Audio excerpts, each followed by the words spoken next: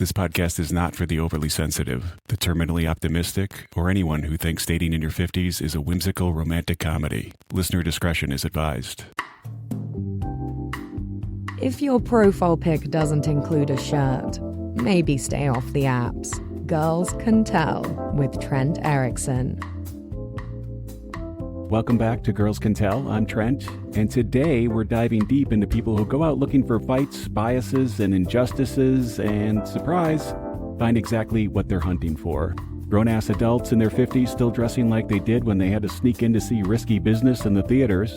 The absolute chaos that I hear on police and fire scanners in Chicago, straight from the source, not some hyped-up report you're going to get on the 11 o'clock news. And a quick PSA about street smarts, plus a nod to our homeless listeners who are out there making it happen in the streets harder than most. Have a seat. We've got a lot to cover. All right, let's start with the mindset thing. If you wake up every morning convinced that the world's out to get you, you're going to find evidence to back that up. It's like when you're going to meet up with someone to do something you don't really want to do, you find reasons why it's going to suck. And guess what? It ends up sucking. You're looking for racism, injustice, or just someone to argue with. Well, you're going to find it.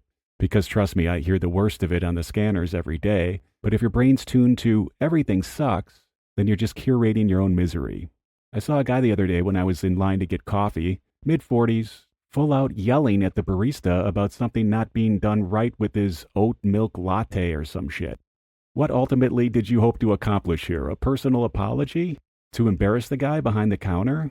This guy was looking for a fight, even if he had to force one. Meanwhile, the rest of us are just trying to get our caffeine and move along.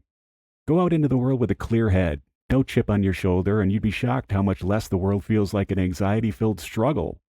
Try it. Leave the conspiracy theories and those negative thoughts at home and see how many people have wronged you that day. I guarantee you it's probably none. Now let's talk about something that makes me feel like I have to lie down after running into them. Grown-ass adults, 50, 55 years old, acting like they're still in high school. I'm talking about the guys who've built their entire personality around Star Wars, Marvel comics, or video games. Look, I get it. Pac-Man was real neat. But when you're pushing 60 and your profile has you wearing a t-shirt with its face on it, I'm embarrassed for you. In fact, I get secondhand shame so strong I need to log off and stare at a wall for a while. And it's not just the dudes, women in their 50s, out at clubs, posting Instagram stories of them doing shots, giving you the finger, or, God help me, a drink in their hand in every single picture. Listen, Becky, you're not in a sorority anymore. You're old enough to have grandchildren who would be mortified by your TikTok get ready with me videos. I saw a profile the other day, woman, 52, bio says, living my best life, with a picture of her in a leopard print crop top, duck lips, and a solo cup in hand. I'm like, ma'am, your best life kind of looks like a spring break video from 1993, and not even a good one. And I'm begging you to stop it. Then there's the style time warp. People rocking the same haircut or clothes they had in college. You know the type of guy with a mullet he's been nursing since Frankie Goes to Hollywood was on the radio. And a woman still squeezing into those low-rise jeans that haven't been in style since like dial-up internet was around. I saw a dude the other day, early 60s, in full skater garb. Vans, baggy cargo shorts, and a Thrasher hoodie. He looks like he's about to drop in with a gray ponytail and receding hairline flowing behind him. Quite a look. It's like folks hit their mid-20s and said, well, it's not going to get any better than this, and just stopped evolving. Here's a rule. You get one thing. One. Neck tattoo? All right, cool. But don't add ear gauges and a lip ring.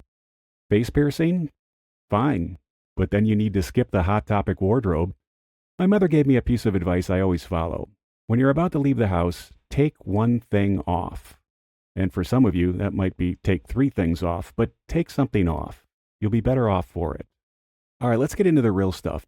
I spend way too much time listening to police, fire, and IDOT scanners for work here in Chicago. And let me tell you, the chaos is beyond anything you imagine or hear on the news. This isn't the polished, biased crap that you're going to see on the 6 o'clock news. This is the raw, unfiltered reality I hear every single day. I hear about cars flipping over on the expressways, 3, 4, maybe even 5 rollovers in one afternoon. And then there's the fist fights. You'd think a fender bender would just be insurance cards and apologies. But no, people are throwing punches at each other in the middle of Lakeshore Drive at 2 p.m. Who has that kind of energy on a Wednesday anyway? Police constantly sprinting from call to call. Could be a bar fight, then next you go to a shoplifter and someone with a gun, then someone waving a machete in a Wendy's parking lot because their fries were cold. Seriously, it happens all the time. Firefighters aren't pulling people out of apartment buildings that are burning while too busy dealing with drunks who think it's a good time to argue about parking in front of a hydrant. And the 911 operators? Saints. They're calming people down at their most hysterical moments. Everything from gunshot wounds to my neighbor's kid keeps kicking my mailbox. Just the other day, a call comes in. Woman is complaining to 911 that her Uber is 10 minutes late. Now, there's so many things wrong with that, I don't even know where to start. You don't obviously need to be wasting 911 calls on something so trivial. But they've got to remain calm through it all. Meanwhile, there's a 3-car pileup 2 blocks away from this woman, but they're too busy taking this person's call about the Uber driver. These responders are holding themselves and the city together with sheer willpower. They deserve a damn medal. Living in a big city like Chicago should come with a rule book that nobody seems to hand you when you move here. First of all, don't engage with any strangers on the street. Now, I know it sounds harsh, but it's about survival. People from the suburbs roll into the city and start saying hi to everybody who they see like it's a Hallmark Christmas movie. Stop it. Criminals, and I hear this on the scanners constantly, use that friendliness as a way in. They ask for money, directions, or just start chatting you up to get close to you. Next thing you know, they're in your space, and that's when things get bad. Keep your eyes down, not on your phone, God, never on your phone, but on the sidewalk.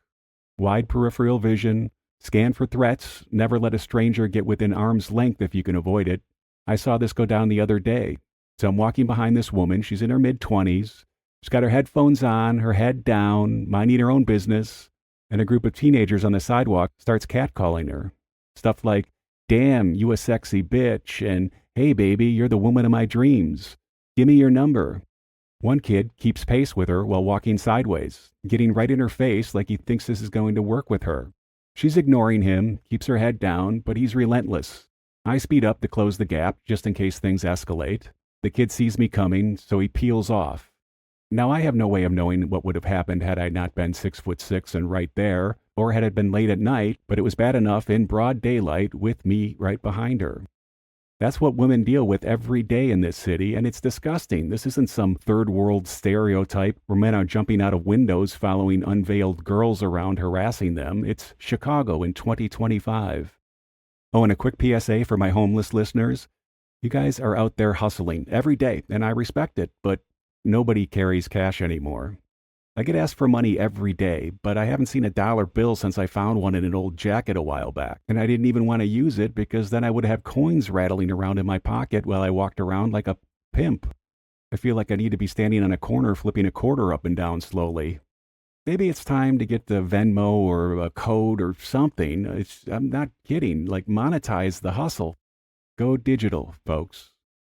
And let's wrap this up with a piece of advice I got when I was a kid, and it's stuck with me ever since. Act like you've been there before. Now, I think that's an old Vince Lombardi quote, but I'm not positive. Regardless, this was a guy named Chaz who told me at a rock show when I was 12 years old. Basically, it's don't be a spaz. Whether you're meeting a celebrity, starting a new job, or just navigating through life, play it cool. I learned this the hard way at my first rock concert when I was 12. The band, Dame. The venue, I don't know, some dumpy place in Waukesha, Wisconsin. Anyway, I was being a spaz at this show. I was totally losing it. I was screaming like a schoolgirl, jumping up and down, probably looked like I was having a seizure. This random dude pulls me aside and said, chill, man. Act like you've been to a concert before. You spaz? He actually said those words. It did change my life, though, and the same rule applies now. You see a famous person at a bar, don't make a scene. Say, I love your work, or don't say anything and leave them alone and just keep moving. They don't want a spectacle. They're just there trying to eat their wings in peace. And in life, don't be the guy that freaks out because the flight was delayed or your burger's got pickles on it. Read the room. Play it cool, but not too cool. There's a balance. Don't be so aloof that you're above it all, but don't be the spaz having a meltdown either. Oh, and you know what? We need to bring fainting back. Fainting's dramatic. It's old school. It's totally a power move. Next time you're overwhelmed, just hit the floor like a Victorian lady. I guarantee you're going to get plenty of attention. That's it today, folks. Stop looking for fights. You're going to find them if you try hard enough, and even if you sort of half-ass it. If you're 50 and still dressing like you're going to drop in at a skate park and it's 1999, I'm begging you, look in the mirror or ask someone their opinion. They probably won't tell you, but you'll know by the uncomfortable silence you hear after you ask the question. Shout out to the first responders, keeping Chicago from turning into some lawless country. And to my homeless listeners, keep grinding, but maybe get a PayPal or something. Until next time, stay sharp, grow up, and for the love of God, dress your damn age.